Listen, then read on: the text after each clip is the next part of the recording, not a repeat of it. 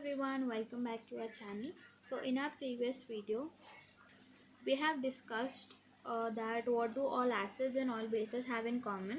Today we are going to discuss about what happens to an acid or a base in a water solution. But before going into today's topic, let me revise what we have discussed in the previous video. So in our previous video that we have concluded, in the previous video we gave a conclusion that all acids have H plus ions, whereas all bases have OH minus ions, and they have H plus and OH minus as their constituents, and acids dissociate into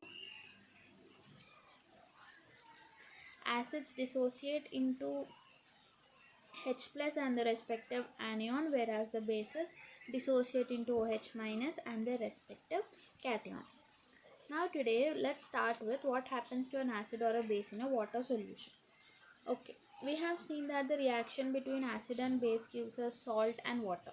But what about when acid is kept in a water solution or base is kept in a water solution? Let's see what happens. Do acids produce only ions in aqueous solution? Let us test this.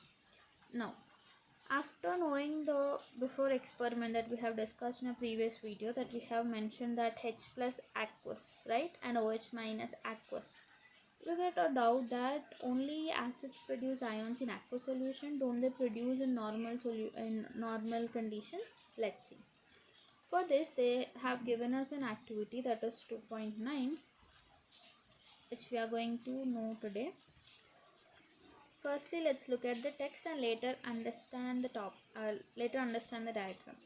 First, take about 1 gram of sodium chloride in a clean and dry test tube and set up the apparatus as shown. First, we have asked you to take a test tube, add 1 gram of sodium chloride, which is nothing but the common salt, right? Add some concentrated sulfuric acid. They are asked you to add with the concentrated sulfuric acid. Add some concentrated sulfuric acid to the test tube. See, firstly we have added sodium chloride. Later you are asked to add concentrated hydrochloric acid. This is concentrated hydrochloric acid. What do you observe? Is there a gas coming out of the delivery tube? If you see, after the reaction has taken place between the salt and the acid is H2SO4, salt is NaCl. After the reaction between them, you could find that a small gas, a vapor like structure. When you see more clearly, we can find a gas coming out from this delivery tube, right? Yes, we have seen a gas. Test the gas evolved successively with the dry and wet blue litmus paper. We have dry and wet blue litmus paper. So the gas that is evolving out should be tested with dry as well as the moist litmus papers. In which case does the litmus paper change color? Obviously in the moist. When you keep moist litmus paper near the mouth of the delivery tube, when the gas passes through it, then you could find there is a change of the color of the wet moist litmus paper, that's of blue color, it turns into red.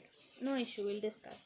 On the basis of the above activity, what do you infer about the acidic character of dry HCl gas and HCl solution? So first let's go to the diagram and we understand it more clearly.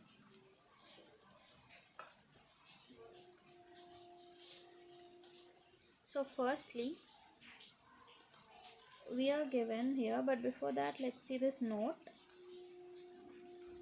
If the climate is very humid, you will have to pass the gas produced through a guard tube that is containing calcium chloride to the dry gas.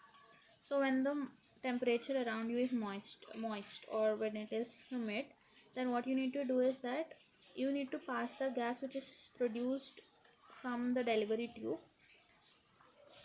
through a guard tube which contains calcium chloride to the dry gas. Clear? So this is the use of this when the day is moist while performing this activity. If the day is humid, then use this guard tube to pass the gas which is evolved as a result of reaction between sodium chloride and H2SO4. Okay, now let's look at this activity once again. So from this activity, if you see, we know that acids turn blue litmus to red, right? Let's write this point by side. Acids turn blue litmus to red, right? Now remember that point and let's discuss this. Now first take a test tube, add sodium chloride and add H2SO4. Cover it with a cork and with a delivery tube inserted to the cork through a hole. Through this delivery tube we get a gas and we don't know the name of that gas. The gas that evolved is HCl actually. So to check the acidic nature of this gas, keep two types of litmus paper with you. One a dry, one a wet one.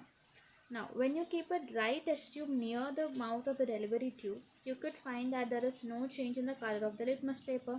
But whenever you keep a moist litmus paper near the mouth of the delivery tube, you could find that the blue litmus paper turning to red. So from this we could say that the dry HCl gas which is obtained is not acidic and the HCl solution is acidic. That's what they asked us here. On the basis of the above activity, what do you infer about the acidic character of dry HCl gas? So dry HCl gas is acidic or not acidic? Yes, it is not acidic in nature. Whereas coming to HCl solution, either it is acidic or non-acidic. Yes, it is acidic. This experiment suggests that hydrogen ions in HCl are produced in the presence of water. The separation of H plus ion from HCl molecules cannot occur in the absence of water. Right? So this activity concludes that hydrochloric acid dissociates into H plus and Cl minus ions only in the presence of water. If there is no water, it's just like water. It is not reactive, it's not acidic in nature. It's like just a normal type of substance which is not dangerous to us. So the solution is dangerous. That is, a HCl solution is dangerous but not dry HCl gas. Let's see the reaction here. HCl plus H2O gives us H3O plus Cl minus. What is this H3O plus? Let's see. Usually hydrogen aqueous, that is H plus ions which are produced usually are not stable and they combine with the surrounding water molecules and form H3O plus, which is a stable form of H plus, which we usually call it as H3O plus hydronium ions or H plus aqueous. So that's why hydrogen ions which are produced are usually said to be H plus aqueous or in the form of hydronium ions. The same is given here. Let's read it.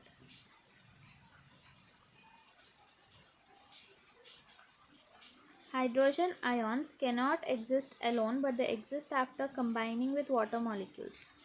Thus, hydrogen ions must always be shown as H plus aqueous or hydronium H3O plus. This is what I have told you before. The reaction is as follows. That is, H plus reacting with H2O gives us H3O plus. Next, we have seen that acids give H3O plus or H plus aqueous ions. This is compulsory that either you need to write H3O plus or you need to write H plus aqueous ions in water. Let us see what happens. Let's see what happens when a base is dissolved in water. NaOH, which is a base, it produces OH minus and also Na plus in the presence of water. That we have discussed earlier, right? NaOH in the presence of water produces Na plus aqueous plus OH minus aqueous. Similarly, with other bases like KOH in the presence of water dissociates into K plus aqueous and OH minus aqueous. MgOH taken twice, which is a solid. If you see that in the first chapter, we have discussed that an equation will become more informative. An equation becomes more informative when the physical states of the reactants and products are mentioned. So MgOH taken twice in the solid state in the presence of H2O dissociates into Mg plus 2 and OH minus aqueous ions. Bases generate hydroxide, that is OH minus ions in water. Bases which are soluble in water are called alkalis. Some examples of alkalis is BeOH taken twice, but it is you can't say that all the bases are soluble in water. Only few bases are soluble in water. For example, BeOH taken twice, which is slightly soluble in water and it's not completely soluble in water. So this is for today's video. In the next video, we'll discuss about the do you know box and about the next part as well. Thank you for watching.